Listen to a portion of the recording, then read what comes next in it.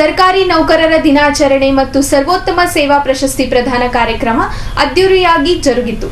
ಕಲಬುರಗಿ ನಗರದ ಎಸ್.ಎಂ. ಪಂಡಿತ್ ರಂಗಮಂದಿರದಲ್ಲಿ ಕಲಬುರಗಿ ಜಿಲ್ಲಾಡಳಿತ ಮತ್ತು ಸರ್ಕಾರಿ ನೌಕರರ ಸಂಘದ ವತಿಯಿಂದ ಹಮ್ಮಿಕೊಂಡಿದ್ದ ಸರ್ಕಾರಿ ನೌಕರರ ದಿನಾಚರಣೆ ಮತ್ತು ಸರ್ವೋತ್ತಮ ಸೇವಾ ಪ್ರಶಸ್ತಿ ಪ್ರದಾನ ಕಾರ್ಯಕ್ರಮಕ್ಕೆ ಜಿಲ್ಲಾ ಉಸ್ತುವಾರಿ ಸಚಿವ ಪ್ರಿಯಾಂಕ್ ಖರ್ಗೆ ಹಾಗೂ ವಿಧಾನ ಪರಿಷತ್ ಸದಸ್ಯ ತಿಪ್ಪಣ್ಣಪ್ಪ ಕಮಕ್ನೂರ್, ಜಿಲ್ಲಾಧಿಕಾರಿ ಫೌಜಿಯಾ ತರನ್ನುಮ್ ಸೇರಿದಂತೆ ವೇದಿಕೆ ಮೇಲಿರುವ ಗಣ್ಯ ದೀಪಜ್ಯೋತಿ ಬೆಳಗಿಸುವ ಮೂಲಕ ಕಾರ್ಯಕ್ರಮಕ್ಕೆ ಚಾಲನೆ ನೀಡಿದರು. ಅವರಿಗೆ ಅಭಿನಂದಿಸಬೇಕೆಂದು ತಮ್ಮಲ್ಲಿ ವಿನಂತಿಯನ್ನು ಮಾಡಿಕೊಳ್ತಾ ಇದ್ದೇನೆ. ನಂತರ ವೇದಿಕೆ ಮೇಲಿರುವ ಗಣ್ಯರಿಗೆ ಸರ್ಕಾರಿ ನೌಕರರ ಸಂಘದ ವತಿಯಿಂದ ಪುಸ್ತಕ ನೀಡಿ ಸ್ವಾಗತಿಸಲಾಯಿತು. ಇನ್ನು ಇದಕ್ಕೂ ಮುನ್ನ ಕಲಂ 371 ಕುರಿತು ರಜಾಕ್ ಉಸ್ತಾದ್ ಅವರು ಉಪನ್ಯಾಸ ನೀಡಿದರು. ಸರ್ಕಾರಿ ನೌಕರರ ಉತ್ತಮ ಸೇವೆಯನ್ನು ಪರಿಗಣಿಸಿ 30 ಸರ್ಕಾರಿ ನೌಕರರನ್ನು ಜಿಲ್ಲಾ ಉಸ್ತುವಾರಿ ಸಚಿವ ಪ್ರಿಯಾಂಕ್ ಖರ್ಗೆ ಸೇರಿ ಹಲವು ಗಣ್ಯರು ಸರ್ವೋತ್ತಮ ಸೇವಾ ಪ್ರಶಸ್ತಿ ಫಲಕ ಮತ್ತು ಪ್ರಮಾಣ ಪತ್ರ ನೀಡಿ ಸನ್ಮಾನಿಸಿದರು. ಸಂಘದ ಜಿಲ್ಲಾ ಅಧ್ಯಕ್ಷ ಬಸವರಾಜ್ ಬಳುಂಡಗಿ ಅವರು ಪ್ರಾಸ್ತಾವಿಕ ನುಡಿಗಳನ್ನಾಡಿದರು. ನಂತರ ಕಾರ್ಯಕ್ರಮಗಳನ್ನು ಉದ್ದೇಶಿಸಿ ವಿಧಾನ ಪರಿಷತ್ ಸದಸ್ಯ ತಿಪ್ಪಣ್ಣಪ್ಪ ಕಮಕ್ನೂರ್ ಹಾಗೂ ಜಿಲ್ಲಾ ಉಸ್ತುವಾರಿ ಸಚಿವ ಪ್ರಿಯಾಂಕ್ ಖರ್ಗೆ ಮಾತನಾಡಿದರು. ಜಿಲ್ಲಾಡಳಿತ ಮತ್ತು ಜಿಲ್ಲಾ ರಾಜ್ಯ ಸರ್ಕಾರಿ ನೌಕರ ಸಂಘದಿಂದ 2025ನೇ ಸಾಲಿನ ಸರ್ಕಾರಿ ನೌಕರರ ದಿನಾಚರಣೆ, ಈ ದಿನಾಚರಣೆ ಅಂಗವಾಗಿ ಪ್ರತಿ ವರ್ಷ 10 ಜನರಿಗೆ ಸರ್ವೋತ್ತಮ ಸೇವಾ ಪ್ರಶಸ್ತಿ ಪ್ರದಾನ ಮಾಡುವಂಥದ್ದು. ಇಡೀ ರಾಜ್ಯದಲ್ಲಿ ಇದು ರಾಜ್ಯ ಸರ್ಕಾರಿ ನೌಕರರ ದಿನಾಚರಣೆ ಅಂತಕ್ಕಂಥದ್ದು 2021ರಲ್ಲಿ ಜಾರಿಗೆ ಆಗಿದೆ. ಆದರೆ ರಾಜ್ಯದಲ್ಲಿ 2023ರಿಂದ 25ರವರೆಗೆ ಈ ಕಾರ್ಯಕ್ರಮ ಸ್ಥಗಿತ ಆಗಿತ್ತು. ಚುನಾವಣೆ ಇನ್ನಿತರ ಹಲವಾರು ಕಾರಣಾಂತರದಿಂದ ಸ್ಥಗಿತ ಆಗಿತ್ತು. ಇದು ಇತ್ತೀಚೆಗೆ 2025ನೇ ಏಪ್ರಿಲ್ದಲ್ಲಿ ಈ ಸರ್ಕಾರಿ ನೌಕರರ ದಿನಾಚರಣೆ ಆಗಬೇಕು, ಅದರ ಜೊತೆಗೆ ಸರ್ವೋತ್ತಮ ಸೇವಾ ಪ್ರಶಸ್ತಿ ಪ್ರದಾನ ಕಾರ್ಯಕ್ರಮ ಆಗಬೇಕು ಅಂತಕ್ಕಂಥ ಸರ್ಕಾರದ ನಿರ್ದೇಶನ ಆಗಿದ್ದರಿಂದ ಈ ಇಡೀ ರಾಜ್ಯದಲ್ಲಿ ಎಲ್ಲ ಈ ಕಾರ್ಯಕ್ರಮಗಳನ್ನು ನಡೀತಾ ಇವೆ. ಇವತ್ತು 2023, 24, 25ನೇ ಸಾಲಿನ 3 ವರ್ಷದ 30 ಜನರಿಗೆ ನಾವು ಇವತ್ತು ಸರ್ವೋತ್ತಮ ಸೇವಾ ಪ್ರಶಸ್ತಿಯನ್ನು ಸರ್ಕಾರದ ಒಂದು ಕಮಿಟಿ ರಚನೆ ಮಾಡ್ತಕ್ಕಂಥ ಹಿನ್ನೆಲೆಯಲ್ಲಿ ಸರ್ಕಾರದ ಮಾರ್ಗಸೂಚಿ ಮಾನದಂಡಗಳನ್ನು ಅನುಸರಿಸಿ ಇವತ್ತು ಎಲ್ಲ ಇಲಾಖೆಗಳಲ್ಲಿ ಏನು ಆನ್ಲೈನ್ ಮುಖಾಂತರ ಅರ್ಜಿಯನ್ನು ಸಲ್ಲಿಸಿದ್ರು ಅದನ್ನು ಪರಿಶೀಲಿಸಿ ನಾವು ಇವತ್ತು 30 ಜನರಿಗೆ ಜಿಲ್ಲಾಡಳಿತ ಮತ್ತು ಜಿಲ್ಲಾ ಸರ್ಕಾರಿ ನೌಕರ ಸಂಘದ ವತಿಯಿಂದ ಮಾನ್ಯ ಸಚಿವರ ಮೂಲಕ ಆ ಸರ್ವೋತ್ತಮ ಸೇವಾ ಪ್ರಶಸ್ತಿ ನೀಡುತ್ತಿರುವುದು ಬಹಳ ಹೆಮ್ಮೆಯ, ಬಹಳ ಸಂತೋಷ ಆಗಿದೆ. ಇವತ್ತು 2021ರಲ್ಲಿ ಏನು ಸರ್ಕಾರಿ ನೌಕರರ ದಿನಾಚರಣೆ ಮಾಡ್ತಕ್ಕಂಥ ಸಂದರ್ಭದಲ್ಲಿ ಸರ್ವೋತ್ತಮ ಸೇವಾ ಪ್ರಶಸ್ತಿ ಪುರಸ್ಕೃತರಿಗೆ 10,000 ನಗದು ಬಹುಮಾನ ನೀಡತಕ್ಕಂಥದ್ದು ಇತ್ತು. ಅದು ಇತ್ತೀಚೆಗೆ 2023ರಿಂದ ಪ್ರತಿಯೊಬ್ಬರಿಗೆ 25,000 ನಗದು ಬಹುಮಾನ ಮಾಡುವುದರ ಮೂಲಕ ಅವರಿಗೆ ಗೌರವಿಸ್ತಕ್ಕಂಥ ಕೆಲಸ ಇವತ್ತು ಮಾಡಬೇಕಾಗಿದೆ. ಇವತ್ತು ಜಿಲ್ಲಾ ಮತ್ತು ಜಿಲ್ಲಾ ಆಡಳಿತ ಸರ್ಕಾರಿ ನೌಕರ ಸಂಘದಿಂದ ಇವತ್ತು ಗೌರವಿಸ್ತಾ ಇದ್ದೇವೆ. ಇವತ್ತು ನಗದು ಹಣವನ್ನು ಆ ಜಿಲ್ಲಾಡಳಿತದ ಮೂಲಕ ಅವರ ವೈಯಕ್ತಿಕ ಖಾತೆಗೆ ನಾವು ಪಾವತಿಯನ್ನು ಮಾಡ್ತಾ ಇದ್ದೇವೆ. ಹಾಗಾಗಿ ನಾವು ಇವತ್ತು ಬಹಳ ಮಹತ್ವವಾಗಿರ್ತಕ್ಕಂಥ, ಪ್ರಮುಖವಾಗಿರ್ತಕ್ಕಂಥ, ಅರ್ಥಪೂರ್ಣವಾಗಿರ್ತಕ್ಕಂಥ ಸರ್ಕಾರಿ ನೌಕರರ ದಿನಾಚರಣೆ. ಈ ದಿನಾಚರಣೆ ಸಂದರ್ಭದಲ್ಲಿ ಅನೇಕ ವಿಷಯಗಳನ್ನು ನಾವು ಪ್ರಸ್ತಾಪ ಮಾಡಬೇಕಾಗಿದೆ. ನಮ್ಮ ಅನಿಸಿಕೆಗಳನ್ನು ವ್ಯಕ್ತಪಡಿಸ್ತಕ್ಕಂಥ ಒಂದು ಅರ್ಥಪೂರ್ಣವಾಗಿರ್ತಕ್ಕಂಥ ಕಾರ್ಯಕ್ರಮ ಆಗಿದೆ. ನಾವು ಬರೀ ನಮ್ಮ ಕುಂದುಕೊರೆ ಅಷ್ಟೇ ಚರ್ಚೆ ಮಾಡೋದಲ್ಲ, ಸರ್ಕಾರಿ ಅಧಿಕಾರಿ ನೌಕರರ ಕಾರ್ಯಕ್ಷಮತೆಯನ್ನು ಕೂಡ ಇವತ್ತು ಚರ್ಚೆ ಮಾಡಿ ಅದನ್ನು ಈ ರಾಜ್ಯದಲ್ಲಿ ನಮ್ಮ ಪಾತ್ರ ಏನು ಅಂತಕ್ಕಂಥದ್ದನ್ನು ನಾವು ಪ್ರಸ್ತಾಪ ಮಾಡಬೇಕಾಗ್ತದೆ. ಮತ್ತು ಸರ್ಕಾರದಿಂದ ನಮ್ಮ ರಾಜ್ಯ ಸರ್ಕಾರಿ ನೌಕರರು ಏನೇನು ಸೌಲಭ್ಯಗಳನ್ನು ಪಡೆದಿದ್ದೇವೆ ಅಂತಕ್ಕಂಥ ಮಾತನ್ನು ಇವತ್ತು ನಾವು ನೆನಪಿಸಿಕೊಳ್ತಕ್ಕಂಥದ್ದು ಬಹಳ ಮಹತ್ವದ್ದಾಗಿದೆ. ಇವತ್ತು ರಾಜ್ಯ ಸರ್ಕಾರ 6ನೇ ಮತ್ತು 7ನೇ ವೇತನದ ಆಯೋಗದ ವರದಿಯನ್ನು ಯಥಾವತ್ತಾಗಿ ಜಾರಿಗೆ ಮಾಡಿರ್ತಕ್ಕಂಥ ಸನ್ಮಾನ್ಯ ಸಿದ್ದರಾಮಯ್ಯ ಸಾಹೇಬರಿಗೆ ನಾವು ನಮ್ಮ ಜಿಲ್ಲಾ ಸರ್ಕಾರಿ ನೌಕರರಿಂದ ಜಿಲ್ಲಾ ಸಮಸ್ತ ಪರವಾಗಿ ನಾನು ಅಭಿನಂದನೆಗಳನ್ನು ಸಲ್ಲಿಸ್ತೇನೆ.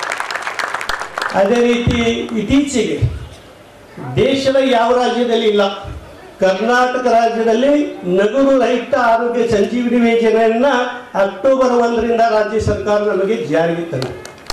ಹಾಗಾಗಿ ರಾಷ್ಟ್ರದೊಳಗತ್ತದ ರಾತ್ರಿ ಆಗಲ್ಲ ಯಾರ ಹೆಸರು ನೆನಪು ಬರಲ್ಲ, ನಮ್ಮ ಪ್ರಧಾನಮಂತ್ರಿ ಮೋದಿ ಸುಖ ನಿಮ್ಮ ಹೆಸರು ನೆನಪು ಬರಲ್ಲ ಅಂತ ಒಬ್ಬ ಅದ್ಭುತವಾದಂಥ ನಾಯಕ ನಮ್ಮ ಗುಲ್ಬರ್ಗ ಜಿಲ್ಲೆಗೆ ಸಿಕ್ಕಿದ್ರಲ್ಲಿಂದ ನಾವೆಲ್ಲ ನಿಮ್ಗೆ ಋಣಿಯಾಗಿದ್ದೇವೆ. ಅಧಿಕಾರಿಗಳು ಉತ್ತಮವಾಗಿದ್ದರೆ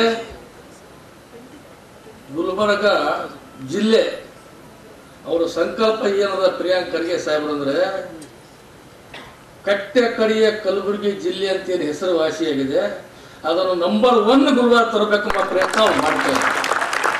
ಅದಕ್ಕೆಲ್ಲ ನೀವೇ ಮೂಲ ಕಾರಣ ಪುರುಷರು. ನಾವು ಮಾತಾಡ್ತೀವಿ, ಹೇಳ್ತೀವಿ, ಡೈರೆಕ್ಷನ್ ಕೊಡ್ತೀವಿ. ಕಾರ್ಯರೂಪದಲ್ಲಿ ತರ್ತಕ್ಕಂಥ ಕೆಲಸ ನೀವು ಮಾಡಬೇಕಲ್ಲ. ಗುಲ್ಬರ್ಗದಲ್ಲಿದ್ದಂಥ ಎಲ್ಲ ಅಧಿಕಾರಿಗಳು ಬಹಳ ಪ್ರಾಮಾಣಿಕವಾಗಿ ನೀವು ಕೆಲಸಗಳು ಮಾಡ್ತಾ ಇದ್ದೀರಿ ಎಂಬ ಮಾತನ್ನು ಕೂಡ ಮಂತ್ರಿಗೆ ನಾನು ಮನವರಿಕೆ ಮಾಡ್ತೀನಿ. ಚಿತ್ತಾಪುರ ನಮ್ಮ ಕಟ್ಟು ಕಡಿದಿತ್ತು, ಅವಾಗ ಭಾಳ ಮಂದಿ MLAಗಳು ಆಗಿ ಹೋದರು. ನೀವು ಒಂದು ಸಲ ನಿಮಗೆಲ್ಲ ಗಾಡಿ ವ್ಯವಸ್ಥೆ ಮಾಡಿಕೊಡ್ತೀನಿ, ಚಿತ್ತಾಪುರ ತಾಲೂಕು ನೋಡ್ಕೊಂಡು ಬರ್ಬೇಕಲ್ಲಿ. ಟೆನ್ನಿಸ್ ಕ್ಲಬ್ ಎಲ್ಲ ರಾಜ್ಯದಲ್ಲಿಂದ ಬಂದು ಮೊನ್ನೆ ಅಲ್ಲಿ ಮಕ್ಕಳು ಆಟವನ್ನು ಆಡಿ ಹೋದರು. ಕ್ರಿಕೆಟ್ ಗ್ರೌಂಡ್ ಇರ್ಬೋದು, ಟೆನ್ನಿಸ್ ಕ್ಲಬ್ ಇರ್ಬೋದು, ಇನ್ನಿತರ ಹಲವಾರು ಯೋಜನೆಗಳು ಅಲ್ಲಿ ಜಾರಿಯಲ್ಲಿ ತರ್ತಕ್ಕಂಥ ಕೆಲಸ ಮಾಡಿದ್ರು. ಬಿಟ್ಟು ಹೋದಂಥ ಶಾಲೆ ಬಿಟ್ಟು ಹೋದಂಥ ಮಕ್ಕಳಿಗೆ ಒಂದೊಂದು ತಾಲೂಕದಲ್ಲಿ 10,000 ಮಕ್ಕಳನ್ನು ಪುನಃ ವಾಪಸ್ ಕರೆಸಿ ಅವರಿಗೆ ಶಿಕ್ಷಣಕ್ಕೆ ಪ್ರೋತ್ಸಾಹ ಕೊಡ್ತಕ್ಕಂಥ ಕೆಲಸ ಪ್ರಾಮಾಣಿಕವಾಗಿ ಬಾಬಾ ಸಾಹೇಬ್ ಅಂಬೇಡ್ಕರ್ ಅವರ ಕನಸು ಮಾಡ್ತಕ್ಕಂಥ ಕೆಲಸ ನಮ್ಮ ಪ್ರಿಯಾಂಕ್ ಖರ್ಗೆ ಮಾಡಿದೆ. ಆರ್ಟಿಕಲ್ 371J ತರಬೇಕಾದ್ರೆ ಮಲ್ಲಿಕಾರ್ಜುನ ಖರ್ಗೆ ಸಾಹೇಬ್ ಪರಿಶ್ರಮ ನೀವೆಲ್ಲ ಬೆಂಬಲ ಕೊಟ್ಟಿರಲ್ಲ. ಅವರು ರಾಷ್ಟ್ರದಲ್ಲೇ ಬಾಬಾ ಸಾಹೇಬ್ ಅಂಬೇಡ್ಕರ್ ಅವರು ನಿರ್ವಹಣೆ ಮಾಡಿದಂಥ ಕಾರ್ಮಿಕ ಇಲಾಖೆ ಏನು ಮಲ್ಲಿಕಾರ್ಜುನ ಖರ್ಗೆ ಸಾಹೇಬ್ ನಿರ್ವಹಣೆ ಮಾಡಿ ESI ಆಸ್ಪತ್ರೆ ಸ್ಥಾಪನೆ ಮಾಡಿದ್ರು. ಅದು ಇರಲಿಲ್ಲ ಅಂತಂದ್ರೆ ಬೇರೆ ಬೇರೆ ಕಡೆ ಗ್ರೌಂಡ್ಗಳು ಆಗಿದ್ದು. ಇದು ಕೊರೋನಾ ಬಂದಾಗ ಲಕ್ಷಾನುಗಟ್ಟಲೆ ಜನರಿಗೆ ಅನುಕೂಲ ಆಯಿತು. ಲಕ್ಷಾನುಗಟ್ಟಲೆ ಮಂದಿ ಸಾವು ದೌಡಿಂದ ಪಾರು ಮಾಡಬೇಕಾದ್ರೆ ಆ ESI ಆಸ್ಪತ್ರೆ ನಮಗೆ ಅನುಕೂಲ ಆಯಿತು. ಅವರ ಪರಿಶ್ರಮದಿಂದ, ಪ್ರಿಯಾಂಕ್ ಖರ್ಗೆ ಸಾಹೇಬ್ ಪರಿಶ್ರಮದಿಂದ ESI, police training centre, police office, high court, ಕೇಂದ್ರೀಯ ವಿಶ್ವವಿದ್ಯಾಲಯ, ಇಡೀ ಕರ್ನಾಟಕ ರಾಜ್ಯದಲ್ಲಿ ಇತಿಹಾಸ ನಿರ್ಮಾಣ ಮಾಡ್ತಕ್ಕಂಥ ಅತ್ಯಂತ ಅದ್ಭುತವಾದ ಕಟ್ಟಡ ಮಾಡಿದಂಥವ್ರು ಪ್ರಿಯಾಂಕ್ ಖರ್ಗೆ ಸಾಹೇಬರು ಮತ್ತು ಮಲ್ಲಿಕಾರ್ಜುನ ಖರ್ಗೆ ಸಾಹೇಬರು. ಅದರ ಸಲುವಾಗಿ ನಾ ಈ ಫಾರೆಸ್ಟ್ ಇದ್ರದ್ದು ಕಾರ್ಯಕ್ರಮದಲ್ಲಿ DC ಅವ್ರನ್ನೂ ಒಳ್ಳೆಯವ್ರಪ್ಪ. ಆ ಕಾರ್ಯಕ್ರಮದಲ್ಲಿ ಪ್ರಾಮಾಣಿಕವಾಗಿ ನಾವೊಂದು ಮಾತು ಹೇಳಿದ್ದೆ. ಇವೆಲ್ಲ ಅವರ ಅದ್ಭುತ ಕೆಲಸಗಳು ನೋಡಿದ್ರ ಡಾಕ್ಟರ್ ಮಲ್ಲಿಕಾರ್ಜುನ ಖರ್ಗೆ ಸಾಹೇಬರಿಗೆ ಭಾರತ ರತ್ನ ಪ್ರಶಸ್ತಿ ಕೊಡಬೇಕು ಎಂಬ ಮಾತನ್ನು ಕೂಡ ಹೇಳಿದ್ದೆ. ಅದನ್ನ ಹೇಳಿದ 1 ಗಂಟೆಯಲ್ಲಿ 1.5-2 ಗಂಟೆಯಲ್ಲಿ 80 ಲಕ್ಷ ಜನ ಅದನ್ನು ನೋಡಿ ನನಗೆ ಪ್ರಶಂಸನೆ ಮಾಡಿದ್ರು. ಅದು ಉದ್ಭುತವಾಗಿ ಮಾತಾಡಿದ್ರಿ. ಎಂದೋ ನಾವು ಹೇಳಬೇಕಾಗಿತ್ತು, ನಾವು ಹೇಳಿಲ್ಲ, ಮಾತು ನೀವು ಹೇಳಿದ್ರಿ ಅಂತೇಳಿ ಬುದ್ಧಿವಂತರು, ವಿದ್ಯಾವಂತರು, ಜ್ಞಾನಿಗಳು, ಸಂಶೋಧನೆಕಾರರು ಕೂಡ ನನಗೆ ಫೋನ್ ಮಾಡಿ ನನಗೆ ಮೆಚ್ಚುಗೆ ವ್ಯಕ್ತಪಡಿಸಿದ್ರು. ಅಂಥ ಅದ್ಭುತವಾದ ನಾಯಕ ನಿಮ್ಮ ಗುಲ್ಬರ್ಗದಲ್ಲಿ ನೆಲೆಸಿ ಮಹಾತ್ಮ ಗಾಂಧಿ, ಜವಾಹರ್ಲಾಲ್ ನೆಹರು ಅಂತ ಕುಂತಂಥ ಸೀಟಿನಲ್ಲಿ ಇವತ್ತು AICC ಅಧ್ಯಕ್ಷರಾಗಿ ಕೂತಿದ್ದಾರೆ. ಮುಂದೆ ರಾಜ್ಯದ ಎಲ್ಲರ ಆಸೆ ಅದ ನಿಮ್ಮ ಏನದು ಕ್ರಾಂತಿ. ಆಗ ಎಲ್ಲಿ ಕೆಲಸ ಮಾಡಿ ನೀವು ಅವಾಗ ಬಸವಣ್ಣನೂ ಹಾಗೆ ಮಾಡಿದ್ರಿ. ಈ ಮಂದಿ ಬಸವಣ್ಣನೂ ತೊಂದರೆ ಕೊಟ್ಟರು. ಬಸವಣ್ಣನೂ ಸಮಾಜ ಸಾಮಾಜಿಕ ನ್ಯಾಯ ತರ್ತಕ್ಕಂಥ ಕೆಲಸ ಮಾಡಿದಾಗ ಅವನಿಗೂ ಬಹಳ ತೊಂದರೆ ಕೊಟ್ಟರು. ಅದೇ ಲಪುಟ್ರೆ ಇವತ್ತು ನಿಮಗೆ ತೊಂದರೆ ಕೊಡ್ಬೇಕಲ್ಲಗತ್ತಾರ. ಇದಕ್ಕೆ ನಾವೆಲ್ಲ ಇಡೀ ಮಾನವ ಜನ ನಿಮ್ಗೆ ಸರಿ ಇರ್ತೀವಿ, ನೀವು ಹೆದರ್ಲಕ್ಕೆ ಹೋಗಬೇಡಿ. ರಾಷ್ಟ್ರ, ರಾಜ್ಯ, ವಿಶ್ವನೇ ನಿಮ್ಮ ಹೆಸರಿನ ಮೇಲೆ ಎಲ್ಲಿ ಹೋದ್ರು ಪ್ರಿಯಾಂಕ್ ಖರ್ಗೆ ಸಾಹೇಬ್ ಪೂರ ಹಿಡಿತಾರೆ. ಯಾರು ನಿಮ್ಮ ಹೆಸರು ಹೇಳಿದ್ರೆ ನಮ್ಗೆ ರೊಕ್ಕನೂ ತುಂಬ ಕಾಣಲ್ಲ ಯಾವ ಇದ್ರಲ್ಲಿ. ಅಂತ ಅದ್ಭುತ ಕೆಲಸ ಮಾಡ್ತಾ ಇದ್ದೀರಿ ಸರ್. ಇವತ್ತಿನ ದಿವಸ ನಿಮಗೆ ಬೆಂಬಲ ಕೊಡಬೇಕು, ನಿಮಗೆ ಪ್ರೀತಿ ವಿಶ್ವಾಸ ತೋರಿಸ್ಬೇಕು, ನಿಮಗೆ ಪ್ರಶಸ್ತಿ ಸಮಾರಂಭದ ಭಾಗ ಆಗ್ಬೇಕಂತೆ ತಮ್ಮೆಲ್ಲ ಕೆಲಸಗಳು ಬಿಡಲು ನಾಳೆ ಬರ್ತಿದ್ರು ಅವರು. ನಿಮ್ಮ ಸಲುವಾಗಿಯೇ ಇವತ್ತಿನ ದಿವಸ ಪ್ರಿಯಾಂಕ್ ಖರ್ಗೆ ಸಾಹೇಬ್ ಬಂದಿಲ್ಲ. ನೀವು ಇಂಡಿಯನ್ ಸಿವಿಲ್ ಸರ್ವಿಸಸ್ ಏನಿದೆ ಅಥವಾ ನಮ್ಮ ಸ್ಟೇಟ್ ಕೇಡರ್ಸ್ ಏನಿದೆ, ಇವೆಲ್ಲರೂ ಕೂಡ ಅವರ ಒಂದು ಸಂಕಲ್ಪದಿಂದ ಇದು ಅಸ್ತಿತ್ವದಲ್ಲಿದೆ. ಸೊ ಒಂದು ರೀತಿ ವಿಳಂಬ ಆಗಿದ್ದು ಒಳ್ಳೆಯದೇ ಅನಿಸುತ್ತೆ ನನಗೆ. ಸರ್ದಾರ್ ಪಟೇಲ್ ಅವರ ಕೊಡುಗೆ ನಮ್ಮ ರಾಷ್ಟ್ರಕ್ಕೆ, ನಮ್ಮ ರಾಜ್ಯಕ್ಕೆ ಮತ್ತು ವಿಶೇಷವಾಗಿ ನಮ್ಮ ಭಾಗಕ್ಕೆ ಮತ್ತೆ ಇಂಡಿಯನ್ ಸಿವಿಲ್ ಸರ್ವಿಸ್ಗೆ ಮತ್ತೆ ಇಂಡಿಯನ್ ಪೊಲೀಸ್ ಸರ್ವಿಸ್ಗೆ ಅಪಾರವಾಗಿದೆ. ಅವರಿಗೂ ಕೂಡ ಗೌರವ ಸಲ್ಲಿಸಿದಂಗೆ ಆಗುತ್ತೆ ಅಂತ ನನ್ನ ಅಭಿಪ್ರಾಯವಾಗಿದೆ. ಇದು ನಾನು ಈಗ ನಾನು ಯೋಚನೆ ಮಾಡ್ತಾ ಇದ್ದೆ. ಇದು ನೋಡಿದಾಗ ನಿಮ್ಮ ಇನ್ವಿಟೇಷನ್ ನೋಡಬೇಕಾದ ಆಹ್ವಾನ ನೋಡಬೇಕಾದಾಗ ಕರ್ನಾಟಕ ರಾಜ್ಯ ಸರ್ಕಾರಿ ನೌಕರರ ಅಂತ ಇದೆ. ಪ್ರಧಾನಮಂತ್ರಿ ಜವಾಹರ್ಲಾಲ್ ನೆಹರು ಅವರು ಒಂದು ಮಾತು ಹೇಳಿದ್ರು, ನಾನು ಈ ದೇಶದ ಪ್ರಧಾನಮಂತ್ರಿ ಅಲ್ಲ, ಪ್ರಧಾನ ಸೇವಕ ಅಂತ ಅವಾಗ 1948ರಲ್ಲಿ ಹೇಳಿದ್ರು, ಪ್ರಧಾನ ಸೇವಕ ಅಂತ. ಸೊ ನೀವು ಕೂಡ ನೌಕರನ್ನ ಬಿಟ್ಟು ಸೇವಕರು ಅಂತ ಹೇಳಿದ್ರೆ ಬೆಟರ್ ಅನ್ಸುತ್ತೆ. ಯಾಕಂದ್ರೆ ಆ ಪದ್ಧತಿ ಈಗ ಇಲ್ಲ. ಎಲ್ಲರೂ ಕಾನೂನುಬದ್ಧವಾಗಿ ಸಂವಿಧಾನ ಅಡಿನಲ್ಲಿ ಕೆಲಸ ಮಾಡ್ತಾ ಇದ್ದೀವಿ. ಆದರೆ ಇವತ್ತು ತಾವೆಲ್ಲ ಏನು ಸಿಬ್ಬಂದಿಗಳಿದ್ದೀರಾ, ಕಮ್ಮಕ್ನೂರ್ ಸಾಹೇಬ್ರು ಹೇಳ್ದಂಗೆ ಸಾರ್ವಜನಿಕರಿಗೆ ಮತ್ತೆ ಸರ್ಕಾರಕ್ಕೆ ತಾವು ಒಂದು ಸೇತುವೆ ಆಗಿದ್ದೀರಿ. ಇವತ್ತು ಸರ್ಕಾರದ ಹಲವಾರು ಉದ್ದೇಶಗಳಿರ್ಬೋದು, ನೀತಿಗಳಿರ್ಬೋದು, ಇವೆಲ್ಲನೂ ಕೂಡ ಬೇರ್ ಮಟ್ಟದಲ್ಲಿ ಪ್ರತಿ ಮನೆಗೆ ತಲುಪಿಸೋದ್ರಲ್ಲಿ ತಾವು ಪರಿಣಾಮಕಾರಿಯಾಗಿ ಕೆಲಸ ಮಾಡ್ತಾ ಇದ್ದೀರಾ. ಇವತ್ತು ಸರ್ಕಾರ ಹಲವಾರು ನೀತಿಗಳು ತರಬಹುದು, ಹಲವಾರು ಯೋಜನೆಗಳು ತರಬಹುದು, ಆದರೆ ಅದು ಅನುಷ್ಠಾನಗೊಳಿಸಬೇಕಾದ್ರೆ ಅದಕ್ಕೆ ತಮ್ಮ ಸಹಕಾರ ಇಲ್ಲದೆ ಯಾವ ಸರ್ಕಾರ ಕೂಡ ನಡೀಲಿಕ್ಕೆ ಸಾಧ್ಯ ಆಗೋದಿಲ್ಲ. ಎಲ್ಲ ನಮ್ಮ ಗ್ರಾಮೀಣ ಮಟ್ಟದಲ್ಲಿ ಇರ್ಬೋದು, ಪಟ್ಟಣದಲ್ಲಿ ಇರ್ಬೋದು, ಅಥವಾ ನಮ್ಮ ಪ್ರತಿಯೊಬ್ಬ ನಾಗರಿಕರು ಎಲ್ಲರೂ ಕೂಡ ವಿಧಾನಸೌಧ ಬರೋಕ್ಕಾಗಲ್ಲ, ಎಲ್ಲರೂ DC ಆಫೀಸಿಗೆ ಬರೋಕ್ಕಾಗಲ್ಲ, ಎಲ್ಲರೂ ಕೇಂದ್ರ ಕಚೇರಿಗೆ ಬರೋಕ್ಕಾಗೋದಿಲ್ಲ. ಅವ್ರಿಗೆ ಸರ್ಕಾರ ಯಾರು? ಅವರಿಗೆ ಸರ್ಕಾರ ನೀವೇ, ನಾವಲ್ಲ, ನಾನಲ್ಲ. ಈಗ ನಾನು ಮಂತ್ರಿ ಆಗಿರ್ಬೋದು, ಹೌದು, ಆದ್ರೆ ಅಲ್ಲಿ ನಳದಲ್ಲಿ ನೀರು ಬಂದಿಲ್ಲ ಅಂದ್ರೆ ಫಸ್ಟ್ ಯಾರ ಹತ್ರ ಹೋಗ್ತಾರೆ? PDO ಹತ್ರ ಹೋಗ್ತಾರೆ. ಪಾಣಿನಲ್ಲಿ ಏನಾದ್ರು ತೊಂದರೆ ಆದ್ರೆ ಯಾರ ಹತ್ರ ಹೋಗ್ತಾರೆ? ವಿಲೇಜ್ ಅಕೌಂಟೆಂಟ್ ಹತ್ರ ಹೋಗ್ತಾರೆ. ಮುನ್ಸಿಪಾಲಿಟಿನಲ್ಲಿ ಏನಾದ್ರು ಸಮಸ್ಯೆ ಇದ್ರೆ ಯಾರ ಹತ್ರ ಹೋಗ್ತಾರೆ? ಅಲ್ಲಿ ಚೀಫ್ ಆಫೀಸರ್ ಹತ್ರ ಹೋಗ್ತಾರೆ, ಅಥವಾ ಸಂಬಂಧಪಟ್ಟಂತ ಸಿಬ್ಬಂದಿಗಳ ಹತ್ರ ಹೋಗ್ತಾರೆ. ಅಲ್ಲಿ ಏನಾದ್ರೂ ಶಿಕ್ಷಣದ ತೊಂದರೆ ಆದ್ರೆ ಅಲ್ಲಿನ ಶಿಕ್ಷಕರ ಹತ್ರ ಹೋಗ್ತಾರೆ. ಒಂದು ರೀತಿಯಾಗಿ ನನ್ನ ಪ್ರಕಾರ ಬೇರ್ ಮಟ್ಟದಲ್ಲಿ ತಾವೇ ಸರ್ಕಾರ, ತಮ್ಮಿಂದ ಇವತ್ತು ಸರ್ಕಾರಗಳು ನಡೀತಾ ಇದೆ. ಯಾಕಂದ್ರೆ ನಾನು ಹೇಳ್ದಂಗೆ ಎಲ್ಲರಿಗೂ ನೀತಿ ಅರ್ಥ ಆಗೋದಿಲ್ಲ, ನಿಯಮಗಳು ಅರ್ಥ ಆಗೋದಿಲ್ಲ ಸಾರ್ವಜನಿಕರಿಗೆ.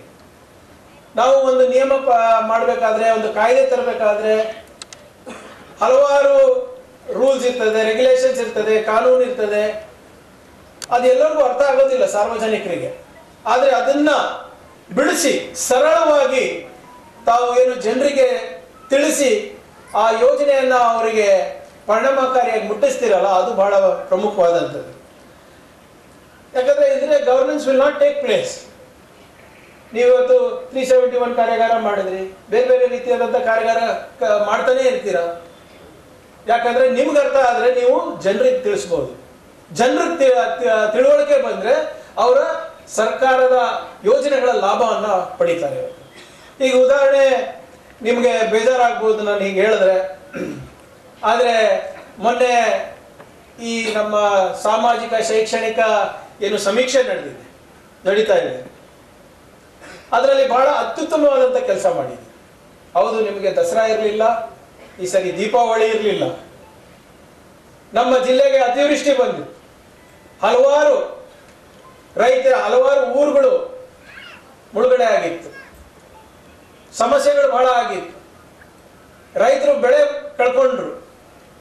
ಆದ್ರೂ ಕೂಡ ಇಷ್ಟೆಲ್ಲ ಸಮಸ್ಯೆ ಇದ್ರೂ ಕೂಡ ತಾವೆಲ್ಲರೂ ಸರ್ವೆ ಕೂಡ ಇವತ್ತು ನನ್ನ ಪ್ರಕಾರ ಆಲ್ಮೋಸ್ಟ್ 93, 94%, 95% ಕಂಪ್ಲೀಟ್ ಮಾಡಿದ್ದಾರೆ, 96% ಕಂಪ್ಲೀಟ್ ಮಾಡಿದ್ದಾರೆ. ಜನರ ವಿರೋಧ ಮಧ್ಯೆನೂ ಕಂಪ್ಲೀಟ್ ಮಾಡಿದ್ದಾರೆ. ಅತಿವೃಷ್ಟಿನಲ್ಲಿ ಇವತ್ತೇನು ರೈತರು ಸಂಕಷ್ಟದಲ್ಲಿದ್ರು, ಆ ಜಂಟಿ ಸಮೀಕ್ಷೆ ಮಾಡಬೇಕಾದ್ರೆ ಇವತ್ತೇನಿಲ್ಲ ಅಂದ್ರೂ ಆಲ್ಮೋಸ್ಟ್ ಅದರಲ್ಲೂ ಕೂಡ 94% ಕಂಪ್ಲೀಟ್ ಆಗಿದೆ ಜಂಟಿ ಸಮೀಕ್ಷೆ. ಇವತ್ತು ನಿಮಗೆ ನಾನು ಹೇಳ್ದಂಗೆ ನಿಮ್ಗೆ ಬೇಜಾರಾಗ್ಬೋದು, ನಿಮಗೆ ದಸರಾ ಇರಲಿಲ್ಲ ಈ ಸರಿ, ದೀಪಾವಳಿ ಇರಲಿಲ್ಲ ಈ ಸರಿ, ಆದರೆ ಈ 20 ದಿನದಲ್ಲಿ ತಮ್ಮ ಇಂಪ್ಯಾಕ್ಟ್ ಏನಿದೆ ತಮಗೆ ಕಲ್ಪನೆ ಇದೆಯಲ್ಲ ನನಗೆ ಗೊತ್ತಿಲ್ಲ. ನಾನು ಕ್ಯಾಬಿನೆಟ್ ನಲ್ಲಿ ಕೂತಾಗ ನಾನು ಯೋಚನೆ ಮಾಡ್ತಾ ಇರ್ತೀನಿ.